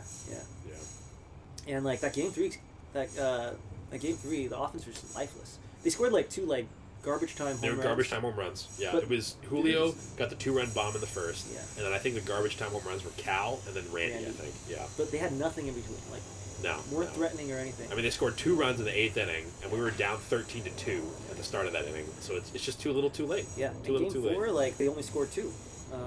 Naylor hit a solo shot. And What happened to you? I don't know how they scored the second one. It was Gino hit a RBI single in the 6th. But, like, yeah, we needed our offense to at least keep those games competitive so that the Blue Jays would have to use high leverage guys. You gotta wonder if they might try to get a few. I don't know. I mean, I don't know how they're gonna do this, but like, you gotta wonder if they're gonna try to prioritize a little more bat to ball next year. Not in the sense of I don't think you're ever going to coach Julio to be a bat to ball guy. Yeah. But you just wonder about maybe trying to prioritize. I mean, obviously you want to sign Naylor, but this is maybe a discussion for another time. But I guess that's what that series showed us. We were maybe a little too reliant on just home runs. You know, I mean, every single run in Game 3 was a home run. Mm-hmm. Julio two run shot, Cal and then Randy, and then every single run in Game 5 also home runs. I don't think you need to swing back in the other No, I'm direction. not saying you'd want to overcorrect. Yeah, you I still don't. want the home runs. I feel like home runs are probably top priority. You'd rather have home runs and no bat to ball than the opposite, in my opinion. Yeah, I mean, because you'd rather be the Mariners than the Cleveland Guardians. Yeah. Yes, I agree. It's great if you can have both. That's what I'm saying. Which is the Blue Jays, and honestly, the Mariners had both at the end of the year, and just didn't show up at the end of the year. In the postseason, they didn't have a terrible offense in the postseason, but the those bottom guys half who were, the bottom half of the order was not producing. Yeah. Bottom half of the order was not Which producing. I don't even know how much you can really predict, because if you look, I forget who made this point, but if you compare the Blue Jays bottom of the order that crushed us all series versus our bottom of the order, if you look at the regular season stats, we completely cleared them. Really? I mean, Jimenez, yeah. I mean, Jimenez during the regular season was not scary. Yeah. And then during the postseason, he was on fire. He wrecked us. Yeah. Yeah. Ernie Clement, I don't think his regular season stats Clement were was good. on fire. Clement Couldn't was get him also out. couldn't get him out. Yeah. Versus Canzone was amazing in the regular season. And then couldn't get a hit in the postseason. Looked lost in the postseason. JP had a bad postseason, and then Robles Rivas anybody they threw down there was not really. They weren't really very giving much. too many competitive at bats. Randy, and then at the top of the order, Randy also had a really bad Struggling. series. Yeah. So But I think. Oh, go ahead. I think just to wrap up that point, it was just I really felt like they had that balanced offensive lineup where they had the power and the bat to ball, And just kind of the bat to ball and the bottom of the order, which is the bat to ball kind of part of the order, is the bottom of the order. They kind of fell apart. I remember talking about this with you in the middle of the season, feeling really strongly about our offense, that we were like, man, this is the best. And I do think, I mean, we said this in the first episode of the podcast, this is the best offense we'd ever seen, as far as being older than 7 years old, and that's still true. I think it's still the best offense we've ever seen. Because when it was clicking, it felt like, I think the way you put it, to me was, it was set the table, do damage, set the table, do damage, set the table, do damage. It's just every single guy. It felt like, I mean, when Randy was clicking in the middle of the season, he was getting on base a ton, or he was hitting bombs, or both, right? Yeah. And that set the table. And then you got Cal coming up next, and then Julio after him, and then Josh, Polanco, Gino. Gino's kind of your cleanup, or not your. He's your second cleanup hitter in the second in the middle of the order. Yeah. And then you got Canzone, Robles, and Crawford at the bottom of the order, and that's set the table, do damage. And I think you're right. You couldn't have predicted the bottom order just kind of really regressing in the postseason. Sorry, do you think we're taking too long? No, I was just am I leaning too far back? Oh, I don't know. Yeah, you're probably okay. Yeah, you couldn't have guessed that the bottom of the order is going to regress so much. And then you also, I don't think you would have guessed that. Well, I don't know. I guess it was interesting to me because throughout the ALCS, it felt like the broadcasters were like, "Oh man, the Blue Jays bottom of the order is the cream of the crop, and look at the Mariners bottom of the order, it's trash or whatever." I felt like they were kind of comparing the two and being like, and I'm like, all right, I don't think that's, and in a way, I don't even think that's a knock on us. I think it's just the Blue Jays have an elite offense. Yeah. And the bottom of the order was having incredible at bats. They got hot at the right time. They got hot at the right time, but they were also at the right process. I think it felt like they were having really competitive at bats. What I remember, I mean, it felt like the whole team was really, with the exception of Game 1, they were putting the bat on the ball, and they weren't giving us easy outs. Yeah, so Game 5, that was incredible, though. I mean, Gino with the heroics, 2 home runs, five runs batted in, Cal with a home run to tie the game. Yeah, but I remember, Gino hits the solo shot, maybe the 5th or 6th inning. The Blue Jays pull ahead in the 8th. I want to say the top of the 8th. They score 2 runs. Solo shot was in the 2nd. Oh, was it that early? Yeah. Okay. And then Blue Jays scored one in the fifth, one in the sixth. Oh, the 6th. Okay. So you're And down then- 2-1 going into the eighth inning. Yeah, and that's when we scored all 5 runs, right? It was in the 8th. Yeah. And that's probably like the last time you're going to see the top of the order again, right? So you're like, if you're going to score, it's probably going to be the eighth here. Yeah. Cal comes up, hits the solo shot to tie the game. Yeah. Next 3 guys get on base, and then Gino smacks the shit out of one to right field. You know, Yeah. that was a moment, all right, man. That was crazy. Biggest moment in franchise history? Yeah, as far as me seeing it live, yes. Just in general. Yeah. You think it's bigger than the double? I mean, okay. All right, ALCS if versus you're ALDS. ignoring the context of keeping the team in Seattle, Oh, true. in terms of like the purely competitive aspect of getting to the World Series, yes, I think Gino's Grand Slam is bigger. I would say that. But I mean, obviously, you can't just throw out all that context. Yeah. Because when you add that back in, of course, Edgar's double is bigger. That's a good you know? point, yeah. But Off the field contact. if you're keeping it purely to what is the hit that gave us the better, that had the most championship win probability added, then I'm sure Gino's was much higher. Yeah, I mean, that's the greatest moment I've ever seen live. Yeah. I can scarcely believe it. Yeah. I can scarcely believe it. Steven turned off the TV during that game after we went down 2-1. So I was watching by myself in one room, and then after the Grand Slam, I was like, Steven, you got to turn the TV back on. Yeah, I mean, that happens, and then you bring in Munoz, or that you hit the Grand Slam, and right away you're like, oh man, we could win. You go from thinking, oh my God, we're gonna be lucky to tie it by the bottom of the ninth, to being like, we're sending in Munoz, and we got a big lead, or as good of a lead as you can hope for when you're sending Munoz in, Crazy. Amazing game. Yeah. Yeah, and then game 6 happens. I'm despondent at the end of game 6. And you said, I think I remember you telling me, you were like, well, okay, I think I remember you telling me this after game 4. I was like, I'm crashing out. Maybe I said that after game 6. I don't remember. But I remember you saying something to the effect of, they don't deserve it. They're not playing well. They played so bad in game 6. Yeah, they played terribly. They did not look competitive. Yeah, Making not good mental at bats. mistakes. Yeah, tons of mental mistakes. Cal's throw Throwing to on the third bases. base. That was, Cal's been amazing the whole season, but that was a big mistake and just a huge moment. Can't do it. That was I want to say that was their 4th or 5th run. It went from being a 1 or 2 run lead to the Blue Jays. I think it made it a 3-run lead for the Blue Jays. It went from 4-2 to 5-2 because of Cal's error. And at that point, I'm like, oh God. Yeah. You feel pretty good about getting one guy on base and then somebody hitting a bomb on our team. I feel less good about trying to get 2 or 3 on base and then hitting a bomb, Yep. We made 3 errors in that game. Yeah. I think we got thrown out on the bases, right? Who did? Didn't we get thrown out on the bases? Maybe. Oh, yeah. Leo got picked off at first base, I think. Leo got picked off at first base. Gino had that play where it's tough because Gino looked really silly after that play. But he knocked down a hard ground ball, but he lost the ball. Like, he knocked it down and then couldn't find it for a second, and it was off to his right. He found it finally, reached down and chucked it to first, but by the time it was too late, the guy was on. Yeah. That was one of the run turned into errors. Score. The second error, or not the second, but one of the other errors was Cal's throw to third. I can't remember what the third error was, but I don't know. Oh, you know what the third error was? Might have been Julio misplaying that ball in center field. Yeah, so the runner got to second. The runner got to second, but I don't know if that. I don't know. I'm not convinced that was necessarily an error. I think it was Varsho. I think Varsho was getting to second anyways. Maybe.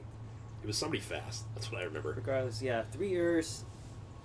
Even if it's making 2.5 mistakes on the with base run Julio's. pass, yeah. Yeah, just really sloppy play. Really sloppy play. And And you you. getting 3 double plays too, I think. Yeah, it was a bunch of double plays. With a bunch of inning-ending double plays too. Yep. When it looked like we were threatening and we just couldn't get a Tommy base hit to save our lives. I don't know. I almost felt like that game was harder to watch for me than Game 7 because at least in Game 7 they played well. Game 7 they did play well. You know? Game 7 they played well. Yeah, Game 6 they just looked bad. And you said it the whole season that when it comes to they're terrible about getting picked off. Like, it feels like they fall asleep there at first base all the fucking time, I don't know what they're doing. They never corrected it. It was like an issue the whole season. You don't think that's a double-edged sword as far as being aggressive on the base paths? You don't think that's like a trade-off that they're making? Are they even taking like extra bases? Are they even? I don't even think we steal that many bigs. I thought we did. No? I don't know where we rank, but like think about the people. I guess like Julio We had gets three thrown out a lot. 30-30 guys. Or not 30-30. Naylor We had never- 3 20-20 guys. Naylor didn't get thrown out once. Yeah. Yeah. I think I remember Calgan picked off at least once in the season. Julio got picked off multiple times. I Yeah, that's swear correct. Julio must lead the league in getting picked off. I don't remember know he if did that's a that stat once they to track. end a game. He did that once to end a game against the Cubs last When year. he was a pinch runner. They brought him in as a pinch runner. Yeah, in because the they gave him ninth the inning. off day because he was kind of struggling. And You remember the game, too, against the Cubs? Yeah. Yep. They brought him in as a pinch runner, and he immediately got picked off. This was at the end April the of 2024. We're going way back in the archives for that one. game. I'm not going to forget that one. Yeah, that was frustrating. That was frustrating. And then the Rivas almost got picked off again the next day. The next Cubs game? No, Rivas. So in the ALCS, he got picked off game 6. He almost got picked off game 7. He might have been, but like they called him safe on the initial. Oh, and they call. couldn't overturn it. So they didn't have the camera angles or whatever. Yeah. Yeah, it wasn't a great series as far as mental mistakes go. So. Yeah. And then you get to game 7. Maybe we move on to. Do you want to move on to game 7? Sure. It's just, man, what a. That's a blur too. I can't really account for all the runs that we scored that game because I was just so fucking amped up, Game so 7. stressed. We were winning. We were winning We early. were winning. I think we were up 3-1. I mean, it was a 3-run bomb 3-1. by Springer that put them ahead. You know. Yep. Yeah. Julio had a home run. Yes. Cal had a home run. They each had a solo shot. And I think we had one more run. Though the third Naylor. run was from a base hit. Naylor hit an RBI single. Yeah. That was the first run. I also did not watch this game because I was too stressed out. I went disc golfing. You went disc golfing, right? Yeah. Yeah, and then watched like the last 3 innings. I watched Game 6 and Game 7 the whole way through, and man, oh man, that was tough. And like you said, Game 7 they played well. They played well enough to win. Yeah. They played well enough to win. Game 6, Game 3, Game 4, they did not. They did not look competitive in any 3 of those games. Like there was I think if you played those 3 games again, and they take the same process in those 3 games, and you replayed those scenarios again, I think they probably lose all 3 of those games like 95% of the time. You know, like they didn't deserve to win any 3 of those. Yeah, neither of those were like close games that could have gone either way. It was like No, it did not feel like they were in any world in any 3 of those games. Game 7 though, they were that in. was winnable. That was winnable. That was winnable. And it's funny because I literally, I think after the final out, I was gonna text you and I was gonna quote back to you what you said to me, but before I could do that, Narita texted me first, and you said, man, I was right. You were like, man, I was right. We needed to score 5 runs to win this game, and I was like, yeah, it turns out you were right. But then right all the time. you kind of corrected yourself again. Being right as a depressed Mariners fan is usually not a great combo because you're usually not expecting great things, so you're usually right about the team just breaking your heart. You know. Not always. I think I felt pretty good about. I don't remember. There were a couple times where like, Chris, I feel really good about this series. Like, I feel good about this next game. I mean, after Game 2, yeah, you felt great after Game 2. You know. Yeah. I mean, Game 2 was basically, belt to. I mean, I should probably stop swearing as much because we're gonna get demonetized. But yeah. belt to Booty. Pejorative word for a donkey. You know. Yeah. Yeah. Belt to booty. That was. Yeah, but yeah, Game 7, they were in good enough position to win. And I'm trying to give grace to Dan. That's what I'm really trying to do. Is I'm trying to give Dan some grace because I think you're not trying to give Dan some grace. You don't think we're ever going to get him on the podcast? That's fair. That's fair. I love Dan. Like I met him when I was like 8 or whatever. He was doing like a book signing. Yeah. Shook his hand. Yeah. Good guy. Good firm handshake. Strong mustache. But you're not so high on him as a manager? Is that what I'm hearing? I think he's just raw. He's never managed at any level. This is, It is kind of tough to watch him work out the kinks on a major league team, huh? Yeah, you can see it. You can see him it's not like he's. I almost feel like I prefer that over like an old school guy who's been doing it 20 years and is just stuck in his ways. Yeah, you don't want Dusty Baker, probably not, huh? Because at least Dan is he's inconsistent, but at least he's trying to get better. So I have hope that We'll make the adjustments. I'll make adjustments. I mean, I think he has made adjustments. I mean, he made adjustments throughout the ALCS.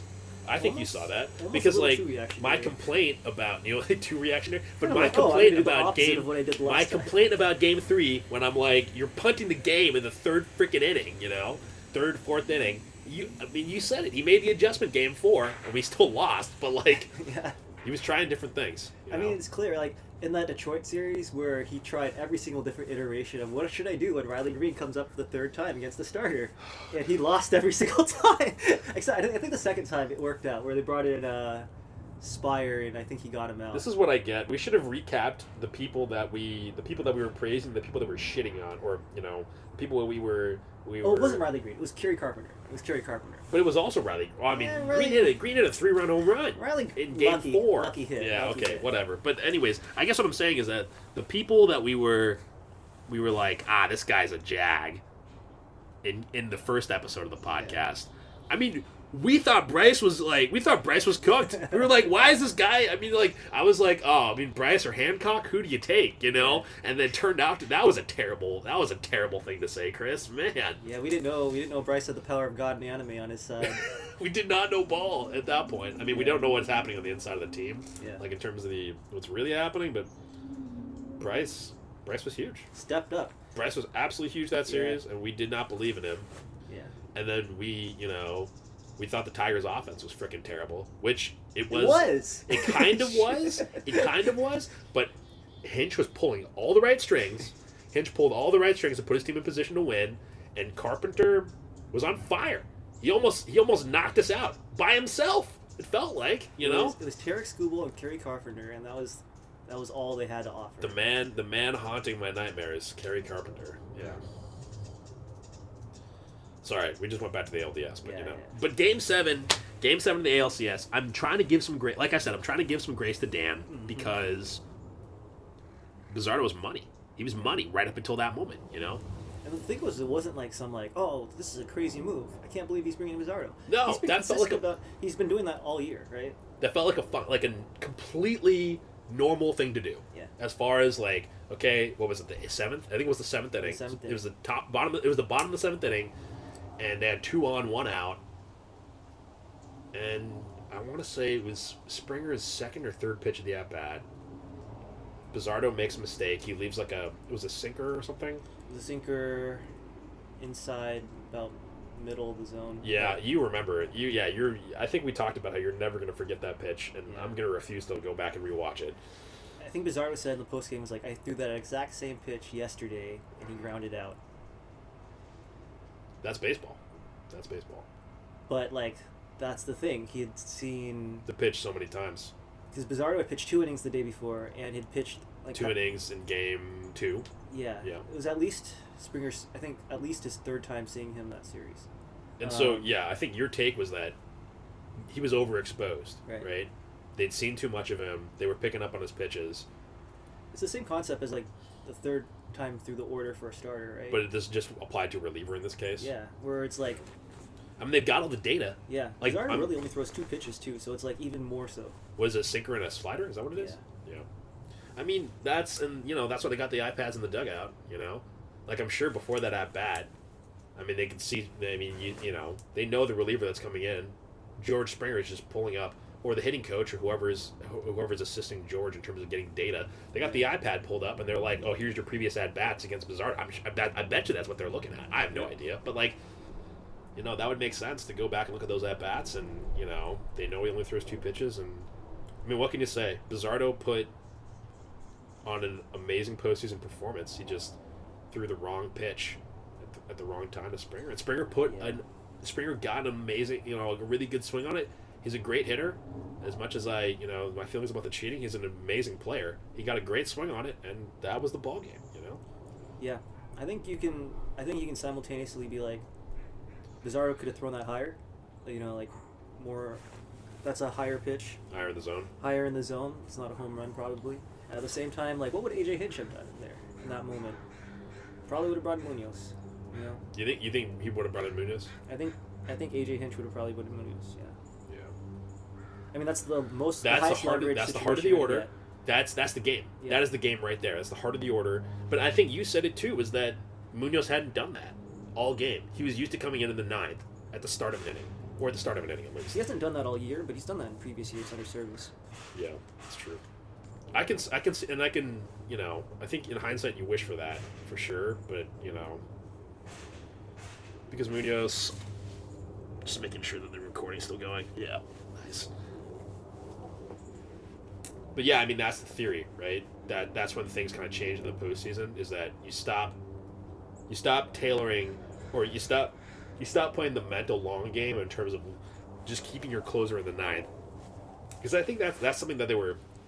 I was watching a video on this where they talk about how they changed that in the postseason, that philosophy where they're like, all right, the closer, our best reliever is going in when they're facing 1 through 3 or 1 through 4 or whatever, you know. Yeah, and I think you can overexpose your closer in that way, where he's. But they hadn't constantly seen seeing the Munoz same a ton. people over and over. But yeah, Munoz hadn't faced Springer all series. Really? In fact, Munoz didn't pitch much at all that series because they were saving him for This moment and then didn't use him. Yeah, he hadn't pitched at all the game before. He could have gone 2 innings. So, I mean, honestly, oh god, I don't know, because you run into the issue right where you put him in the 7th inning, bring him back out for the 8th. And then who pitches the 9th? Who pitches the 9th? But I feel like you'd much rather deal with. You'd rather put Brash in Bizardo against or You'd rather put Brash or Bizardo in against a clean. against like 6 through 8 or 7 through 9. You'd rather have that, I think, than Bizardo. Maybe, I don't know. It's hard to say. Yeah. What was that? My friend Lucas loves to tell me this quote by Teddy Roosevelt, where Teddy Roosevelt's like, you know, every person on the planet thinks they can manage a baseball team better than their local team's manager, you know? Which I can see it. That's the tough thing about baseball. But yeah, I mean, in hindsight, you wish it was Munoz, but, you know, we're never going to know. And I think that it's not like this bringing in Bizardo in the 7th inning of Game 7, that's not, I don't think that is like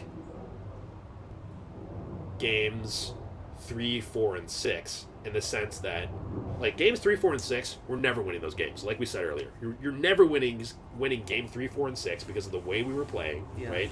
But I think there are branching timelines out there where Bizardo gets Springer out and we win that game. I think there's a world in which Bizardo gets Springer out and we win that game. For sure. It just wasn't this one, you know. Yeah. It wasn't this one. It wasn't this one. But, you know, they played, like you said, they played well enough to win, and, you know, you got to hand it to the Blue Jays. Yeah. They have the best offense probably in the league. Yeah. Or maybe at least the most balanced one, it feels like. In terms of bat to ball and power. They got both. Like you said, they have both. They got Springer and Guerrero to send pitches over the fence, and then you got everybody else to just put the ball in play. And Kirk can hit home runs too. Yeah, I honestly, on paper, I like our offense better, but it didn't play out that way. It didn't play out that way. I mean, yeah, on paper you like our offense better, but the postseason changes everything. Yeah, Vlad Guerrero just like. He had a good season. He had a good season. It wasn't like his postseason. His postseason, he was just on fire. Nuclear. He locked in, and you know he was the.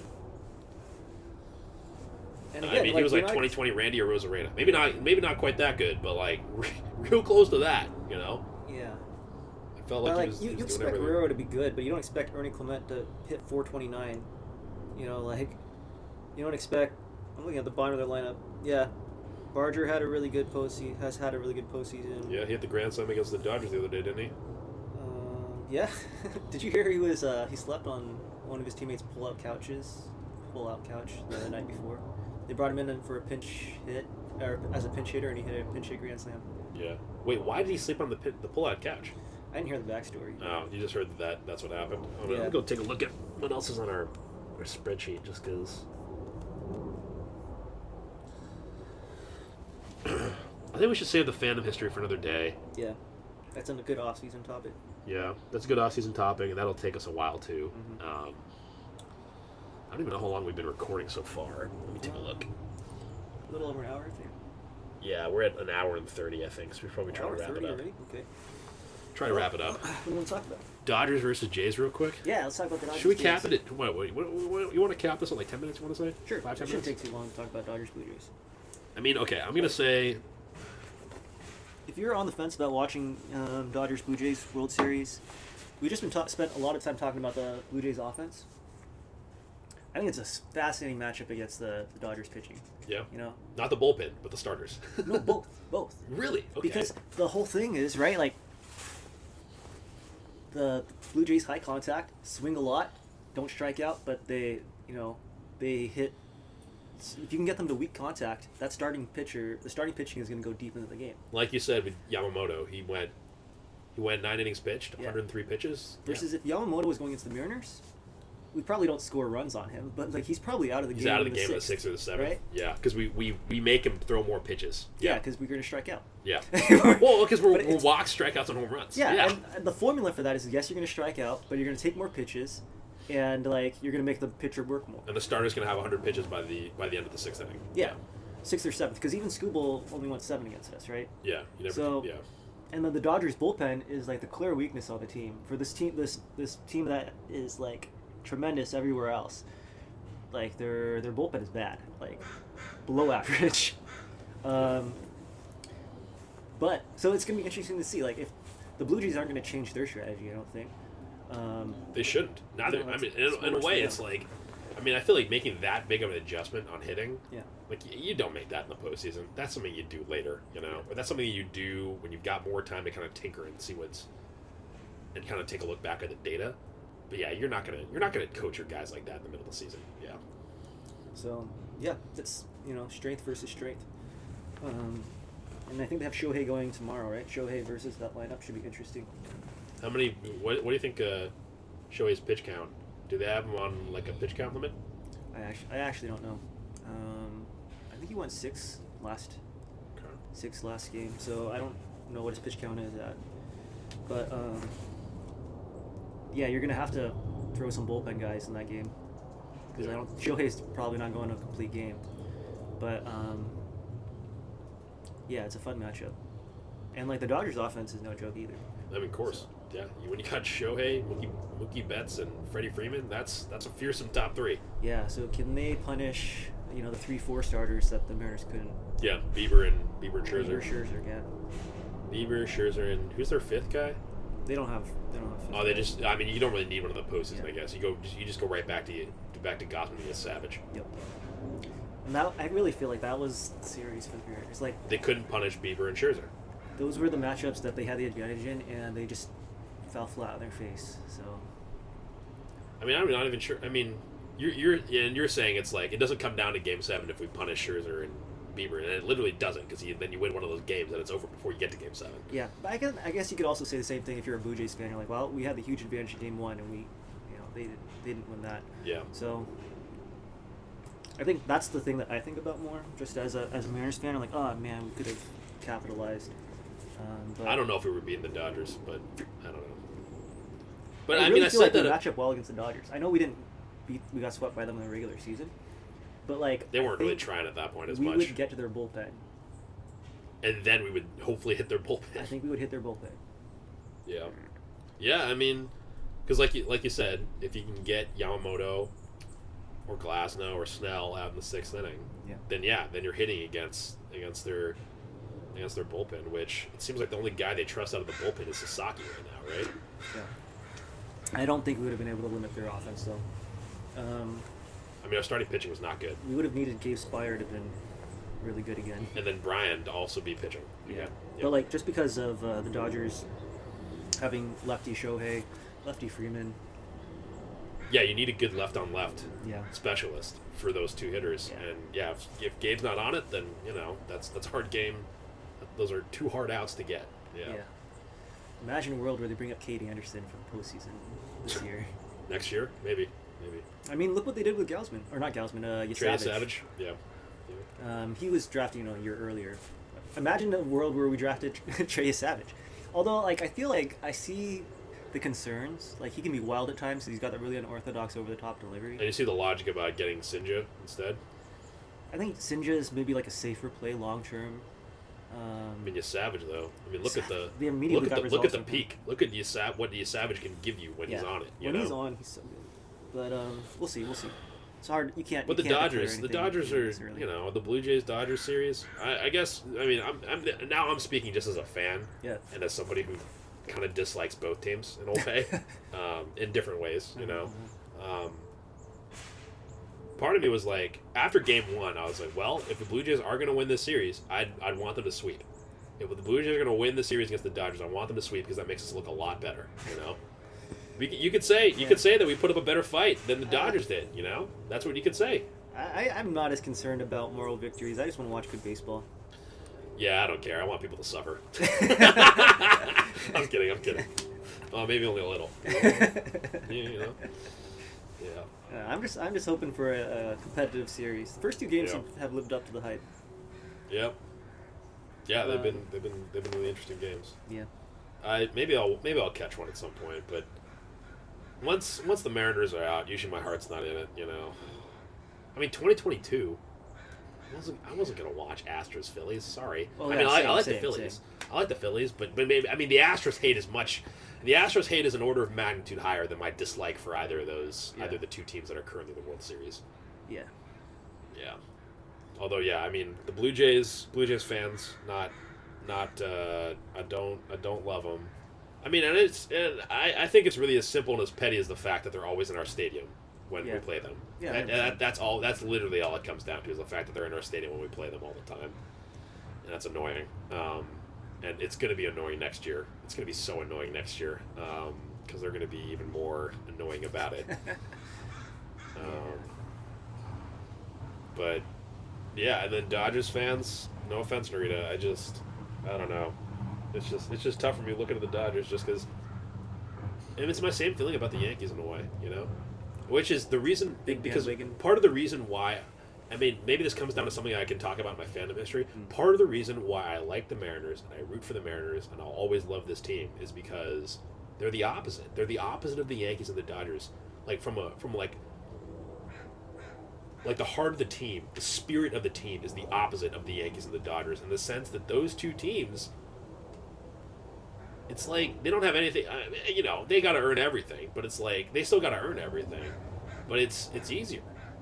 Everything's easier. Like when you have like a freaking huge payroll and a massive media market and all that stuff, it just feels like it just comes so much easier. And that's why I like the Mariners. And I think that's why a lot of people like the Mariners, because you can see yourself in that team in the sense that it's like everybody's been there when they felt like when they felt like the world is a hard place to be in, and it feels like that's what the Mariners world is a lot of the time. Yeah, I agree. I think it's easier to root for the underdog. Yeah, that's maybe it's as simple as that is. Yeah, it's as simple as that. But yeah, the Dodgers and the Giants. I mean, maybe Then John Boyce really said it best, or said it really well in the documentary where he was like, "Oh, the Yankees, they date Marilyn Monroe, or they're friends with the Rat Pack and Frank Sinatra or whoever, and the Mariners they like to make toilet jello and they throw up because it's funny, And I love that. I love that about our team. That it's just a silly, goofy, ridiculous team that shows that baseball is a silly, goofy, ridiculous game, But yeah, Dodgers, Blue Jays. That's my two reasons for disliking either team. But yeah, like you said, I think you're right. The matchup is really interesting. If you're looking at it from a baseball perspective, the matchup is really interesting. Yeah, because like you said, it's strength on strength. No, I think that's very valid, and I think that is why, the Mariners fandom is as strong as it is, despite all of the losing seasons. But I think before we wrap up, I think I do want to mention I'll kill the timer because we don't have it beeping in the middle of your spiel. How it was really hard watching that Game 7 loss, and seeing the players' reactions, the Mariners players' reactions to that loss. They wanted it so bad.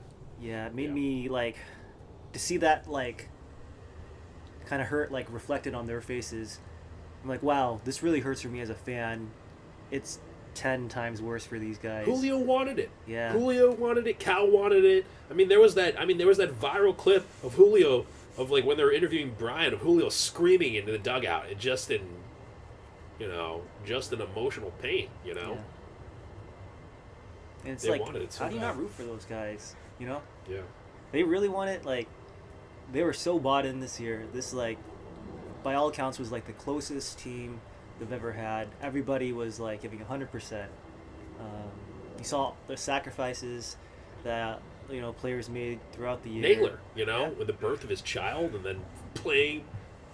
I mean, I think most guys would probably do the same thing, but still, to make that sacrifice means, that means that he's bought in, Yeah. And like, although they ultimately fell short, like I feel like the individual contributions and the team contributions that they made were not for naught.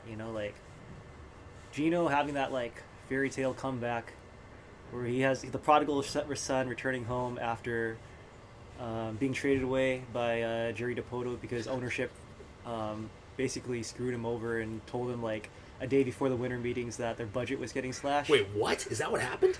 That's why they had to sell payroll, yeah. And then Jerry basically being like, yeah, that was the worst trade I ever made, like the one I regretted the most. Admitting that, kind of like, and then correcting his error by bringing him back. Then Gino having that moment in Game 5 in the ALCS. Just the absolute heroics. Yeah. Just that's redemption. That's a redemption story right there. And like Polo up, betting on himself, turning down the Astros offer, coming back after having a terrible 2024, and just showing that, yeah, I can hit in this ballpark, and having like a career season. Yeah. That was his best season. Yeah, we don't win that Detroit series without him for sure. Yeah. He had the walk-off in Game 5. And we probably lose in Game 5. We probably lose much earlier in the ALCS without Polo as well. Yeah. Cal having a career year, historic year. Signed that contract extension at the beginning of the season. It feels like highway robbery at this point. Yeah. And like, just kind of committing to this team and be like, I'm here to win and I'm here to stay, Yeah, Cal. Yeah. They were just like, starting pitching was not great this year, but like, Bryce Miller very much could have just like called it quits. After he tried to come back and like failed in the middle of the season. Yeah. I think most players probably have called it quits at that point. And he came back.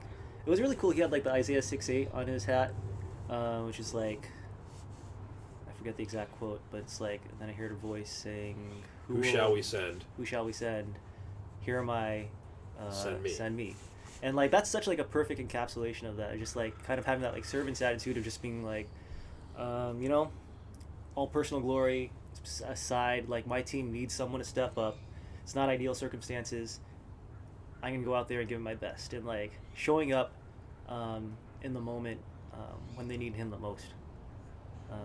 Look at you, Narita. Good Christian boy.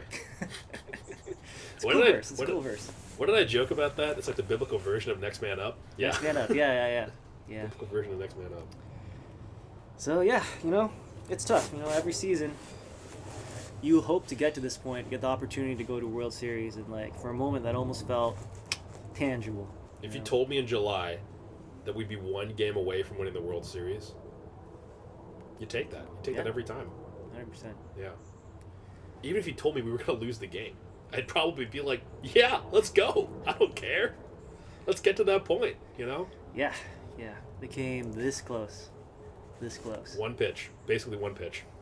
And we'll talk about this in future episodes about the off season and next year and stuff. I like this team. I think they're set up well going forward, but you gotta appreciate these moments and opportunities because you never know if or when you're gonna get those chances again. That's my big thing, is that everybody says we'll be back, and I don't want to rain on their parade, but my thought is just always like, there's no guarantees. We might not get back. That might not happen, And so I think what that's trying to, and what I'm saying there is not that I don't want us to hope. It's more just like, let's appreciate what we just had. That was a really special season we just had. Yeah. And I was trying to tell myself that even at like 10 minutes after Game 7 was over, I was trying to remind myself that was a really special season we had, and the best season we've ever seen, both of us. Yeah, great team, great season. All right, should we wrap it up? Yeah, I think that's a good note to end on. It's a good wrap on episode 2 of Get Out the Rye, Bread and Mustard, a Mariners Mukbang. Mukbang. We'll catch you all next time. See you later.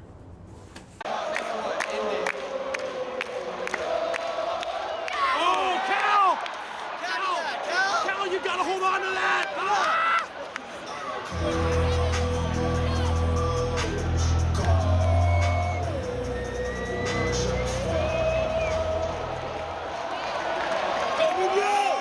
on, Munoz! Strike. Oh, shit. Full count.